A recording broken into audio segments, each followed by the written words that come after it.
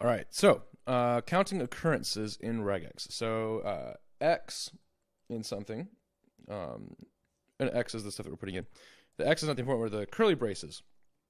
That's what we're looking for.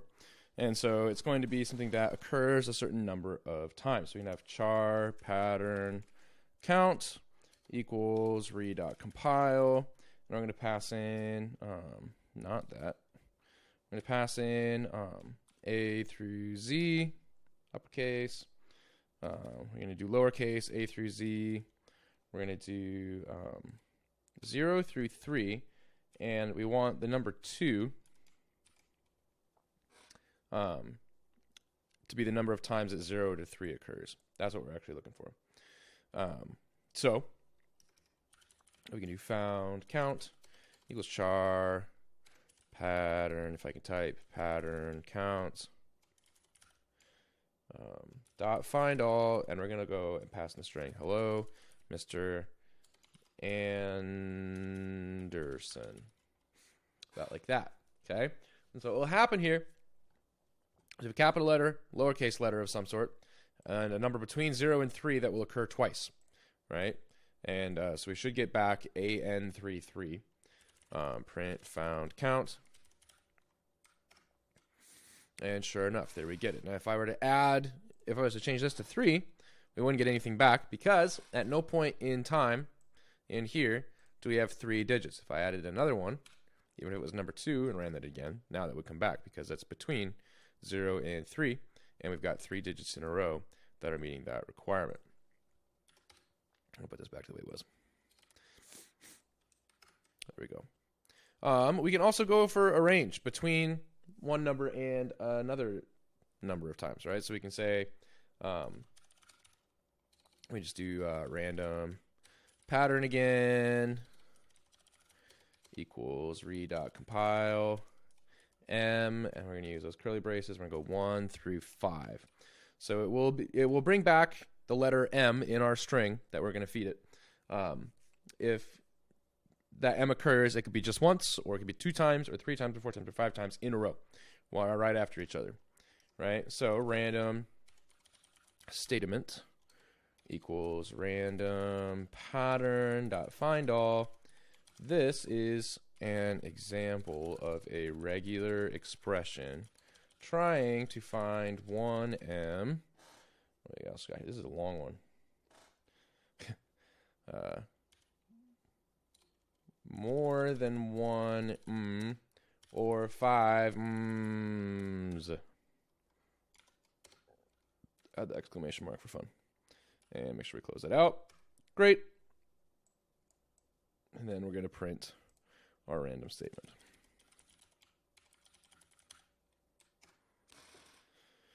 Sure enough. So we're probably pulling this m back, and then I may have missed one.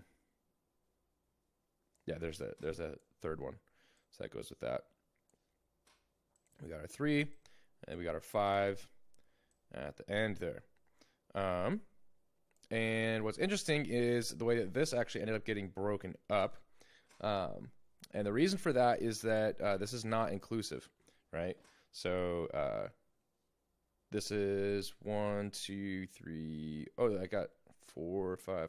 Because I have 6 m's there. So that's why we ended up getting a separate one back. So I can just do more of this and run it again.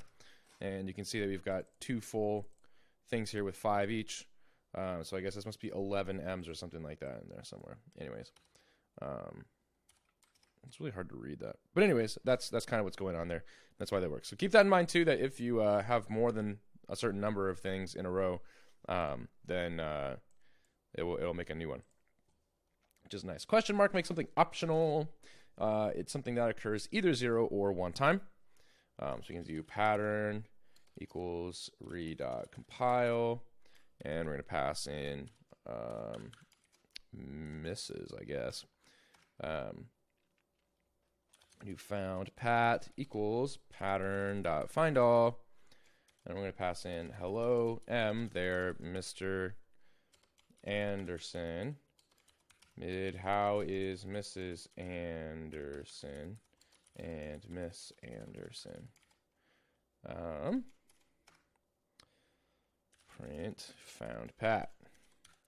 Can you tell that Joel, the guy that wrote a lot of this stuff the very first time, that he's a Matrix fan? So there we go. So it pulls back misses, even though we're like, wait a second, but there were 2 S's here. But that question mark points the previous character, points the previous value, and makes that S optional, right? So this could also be this, and it would still come back, but it is an optional one for that second S. Great. Stars are something that happens at least 0 times.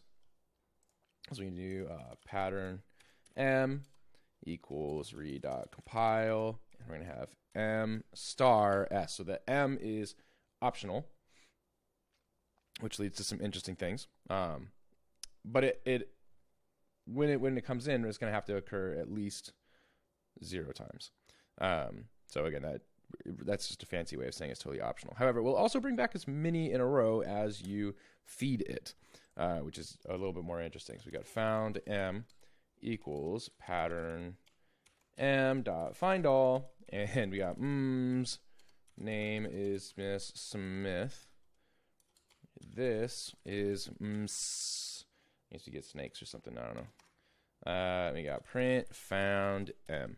Let me run that, and kind of odd, but you'll notice that we got as many M's. We have at least 0, right? And this one, obviously, there is 0, so that is in fact at least 0. And then we're able to do all that. Pretty cool. Pretty cool.